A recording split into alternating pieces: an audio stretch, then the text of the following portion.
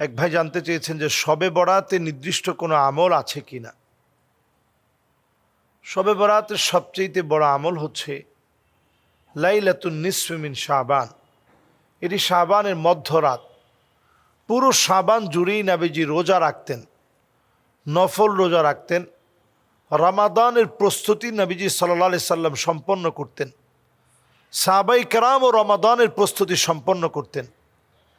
এজন্য শাবানের এই সময়ে আমাদের দায়িত্ব হচ্ছে রমাদানের প্রস্তুতিকে সম্পন্ন করা। প্রথম আমল রমজানের জন্য প্রস্তুতি নেওয়া। দ্বিতীয় আমল, যদি কোনো রোজা আমার কাছ থেকে ছুটে গিয়ে থাকে শারঈ কারণে, যেমন আপনি প্রচণ্ড অসুস্থ ছিলেন অথবা আপনি সফর অবস্থায় ছিলেন, কষ্ট হবে, আপনি রোজা রাখতে পারেন নাই, এইরকম কোনো কারণবশত যদি রোজা আপনার কাছ থেকে ছুটে যায়, তবে আপনার আমার করণীয় হচ্ছে আমরা এই রোজাটাকে শাবান মাসেই ইনশাল্লাহ রেখে ফেলব। রমজানে প্রবেশ করার পূর্বেই যে কাজাগুলো আছে সে কাজাগুলো আমরা আদায় করে নিব। মা বোনদের অনেকের মাসিকের কারণে, অসুস্থতার কারণে রোজা রাখতে পারেন নাই, যেগুলো গ্যাপ হয়েছে, কাজা হয়েছে, সেগুলো এখন রেখে নেবেন।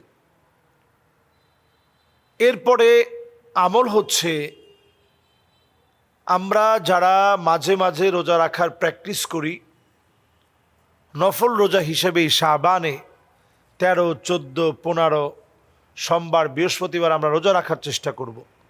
নবীজি সাল্লাল্লাহু আলাইহি সাল্লাম, সাহাবায়ে কেরাম এইভাবে রোজাগুলো রেখেছেন, আমরাও রাখার চেষ্টা করি। খুব বেশি কষ্টের কিছু না। আমরা ইনশাআল্লাহ দেখবেন এটা রাখা শুরু করলেই আমাদের জন্য সহজ হয়ে যাবে। তো আমরা এই ছোট্ট বিষয়টা একটু কষ্ট করে আমল করার চেষ্টা করি। রাত জেগে তাহাজ্জুদ পড়া, যদি কেউ পড়ে তাকে বাধা না দেওয়া। একটা দিনও যদি আপনি সেজদা দেন, হতে পারে ওই দিন আপনার জীবনের শেষ দিন, আপনি সেজদারত অবস্থায় দুনিয়া থেকে চলে গেলেন। হাদিস বলছে আইয়ুয়াফিকাহু বিআমালিন সালিহিন ক্বাবলা মাউতিহি, মৌতের আগে কোনো না কোনো একটা ভালো কাজ করিয়ে আল্লাহ রাব্বুল আলামিন আপনাকে দুনিয়া থেকে নেবেন। তো এই সৌভাগ্য যদি আপনি নামাজরত অবস্থায় চলে যেতে পারেন, বিরাট সৌভাগ্য আপনার জীবনের, পরম সৌভাগ্য যে নামাজরত অবস্থায় আপনি বিদায় নিলেন। তো বিদায় নেওয়ার আগে এই ছোট্ট বিষয়টা অন্তত আমরা চেষ্টা করি যে আল্লাহ যেন ঈমানের হালতে, কালেমা পড়তে পড়তে, নামাজরত অবস্থায় ইবাদত করতে করতে যেন আল্লাহ আমাদেরকে কবুল করেন। আমাদের দেশের অনেক উলামায়ে কেরাম শুধু এক রাত গোটা করে ইবাদত করাটাকে ওনারা বেদাত বলেন। আমি বলবো, একটা রাতও যদি কেউ ইবাদত করে, হতে পারে ওই একটা রাতে ওর জীবন পরিবর্তন হয়ে যাবে। কাজে এটাকে বেদাত বলে উড়িয়ে দেওয়া দরকার নেই। এ রাতটা নিঃসন্দেহে আল্লাহর কাছে দামি, সবাইকে আল্লাহ মাফ করে দিবেন। ইল্লা লি মুশরিকিন আও মুশাহিন, হিংসুক ছাড়া, মুশরিক ছাড়া সবাই মাফ পাবে। হিংসুক ছাড়া আর মুশরিক ছাড়া সবাই মাফ পেয়ে যাবে।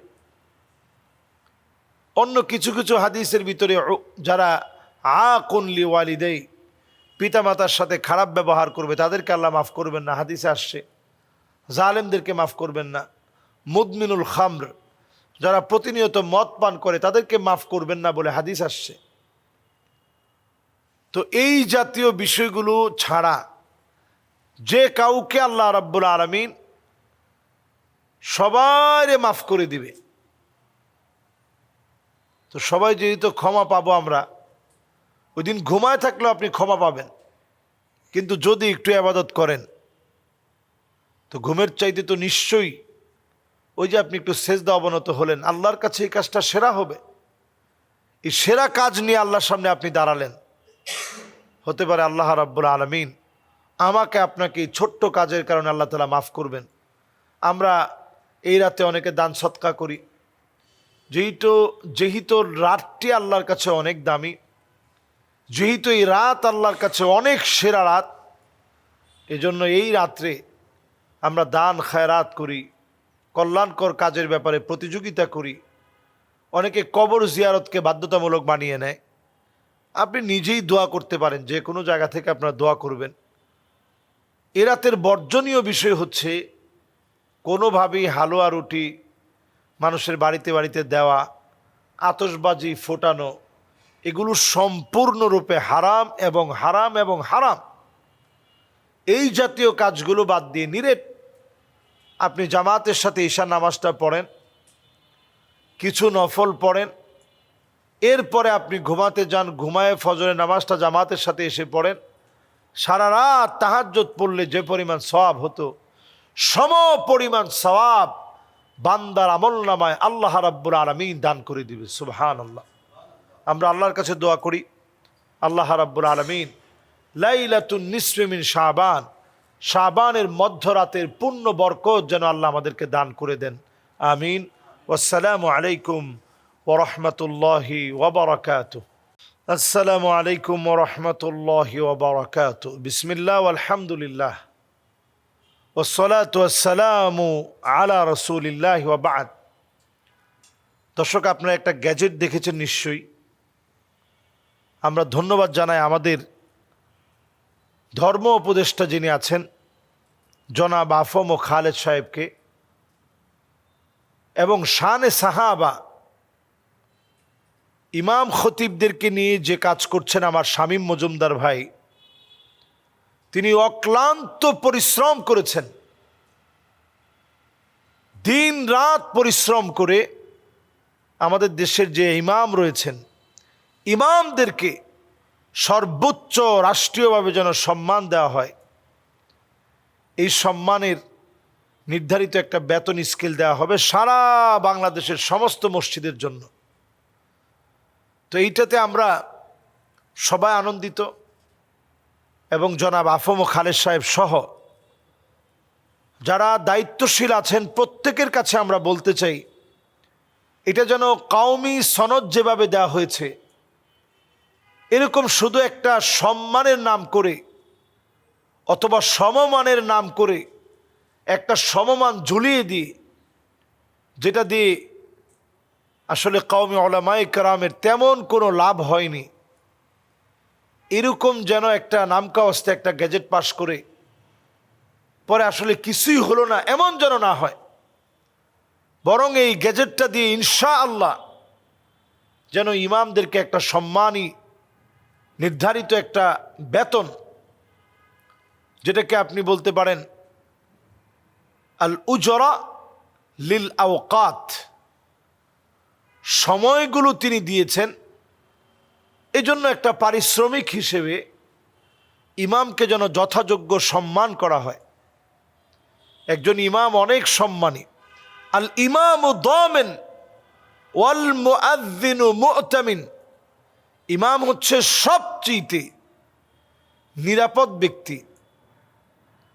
ওয়াল মুআযযিনু মু'তামিন, মুআযযিনরা হচ্ছেন সবচেয়ে আমানতদার। এজন্য ইমাম মুআযযিন যেন সর্বোচ্চ সম্মানটা পান। খাদেমরা যেন না খেয়ে থাকে এমন যেন না হয়। খাদেমদের বেতন নির্ধারণ করা হয়েছে, মসজিদে যদি কোনো গার্ড থাকে তার বেতন নির্ধারণ করা হয়েছে। যদিও এই বেতনটা হয়তো এখনো ক্লিয়ার করা হয়নি, এই বেতনটা হয়তো একটা সময় দেখা যাবে যে কমিটি এই বেতনটা দিতে হবে, সরকার নির্ধারণ করে দিবে, কমিটি হয়তো বেতনটা দিবে। এক্ষেত্রে খতিব সাহেবদের কোনো বেতন নির্ধারণ করা হয়নি, কারণ যারা খতিব হিসেবে আছেন তারা একটা চুক্তির মাধ্যমে, একটা শর্তের মাধ্যমে যখন ওনারা ঢুকেন তখন একটা শর্ত সাপেক্ষে হয়তো সাইন দিয়ে কিছু নির্দিষ্ট নিয়ম কানুন মেনেই একজন খতিব খেতাবতের দায়িত্ব নিয়ে থাকেন। তো ওনাদেরটা নির্দিষ্ট করা হয় নাই, ইমাম সাহেবেরটা নির্দিষ্ট করা হয়েছে। যদিও বেতনটা কত হবে এখনও এটা পুরোপুরি ফাইনাল করা হয় নাই। মুয়াজ্জিন সাহেবেরটা নির্ধারণ করা হয়েছে এবং খাদেম সাহেবেরটা নির্ধারণ করা হয়েছে, যারা গার্ড থাকবে তাদেরটাও নির্ধারণ করা হয়েছে। এটা অত্যন্ত একটা সুদূর প্রসারী কাজ বাংলাদেশে হয়েছে। আমাদের এই শ্রেণীর মানুষ অনেক বঞ্চিত, আমরা অনেকের কান্নার আওয়াজ শুনি না, অনেকের কান্নার আওয়াজ আমরা দেখি না। এমন বহু ইমাম থাকে যারা বাজারে গেলে ভালো একটা বাজার করতে পারে না। 3,000 4,000 টাকা বেতন, মুয়াজ্জিনের বেতন নাই বললেই চলে গ্রাম অঞ্চলে। তো সকল জায়গায় যদি এমন একটা বেতন নির্ধারণ করে দেওয়া হয় যেখানে বেতন দেওয়ার মতো সামর্থ্য নাই, রাষ্ট্রপক্ষ সেখানে ভর্তুকি দিবে, বেতন দিয়ে দিবে। যদি এইভাবে করে ইমামদের পাশে থাকা যায়, তাহলেই রাষ্ট্রপক্ষ যেটা আমাদের কাছ থেকে চায় যে দেশ গঠনে ইমামরা অনেক বড় ভূমিকা রাখবে। একজন খতিব মসজিদ থেকে উচ্চ আওয়াজে কথাগুলো বলবে, হকের দাওয়াত দিবে এবং বলিষ্ঠ কণ্ঠে বাতিলের প্রতিবাদ করবে। এটা হবে কখন? একজন ইমাম, একজন খতিব যখন স্বাবলম্বী হবে। এজন্য ইমামতির পাশে, খেতাবতের পাশে, মুয়াজ্জিনি করার পাশাপাশি মসজিদের আশেপাশে কত কত চিন্তা করা যায়। এই যে এখন খেজুর, রমজান আসতেছে, তারপরে বাদাম, তারপরে ওই যে চিয়া সিড, অনলাইনে ব্যাপকভাবে বিজনেসগুলো করা যায়। আলেম ওলামারা যখন স্বাবলম্বী হবে, দিনের দাওয়াত কিন্তু অনেক দূর ছড়িয়ে যাবে। যেমন আমরা যদি দেখি উসমান গনি, ওনার নামই হচ্ছে গনি, গনিউন মানে ধনী। উসমান গনি, উসমান রাদিয়াল্লাহু তাআলা আনহু তিনি ধনী ছিলেন, সব তিনি বিলিয়ে দিয়েছেন ইসলামের জন্য। এই জন্য ওনার নামই হচ্ছে গনি। তো আমরা যেন স্বাবলম্বী হতে পারি। বর্তমান অন্তর্বর্তীকালীন সরকারের মাননীয় ধর্ম উপদেষ্টা জনাব আফম খালেদ সাহেব চমৎকার সিদ্ধান্ত নিয়েছেন এবং অনেক আগ থেকেই এটা আমাদের দাবি ছিল। এই দাবির পক্ষেও অনেকেই কাজ করেছেন। এর মধ্যে শামীম মজুমদার ভাই সহ যারা যারা কষ্ট করলেন দিন রাত, আল্লাহ রাব্বুল আলামিন যেন তাদেরকে প্রত্যেককে উত্তম প্রতিদান যেন আল্লাহ তাআলা দান করেন এবং শুধুমাত্র নামে না, কার্যত যেন এটা বাস্তবায়ন হয়, আল্লাহ যেন তৌফিক দান করেন। ওয়াসসালামু আলাইকুম ওয়া রাহমাতুল্লাহি ওয়া বারাকাতুহু।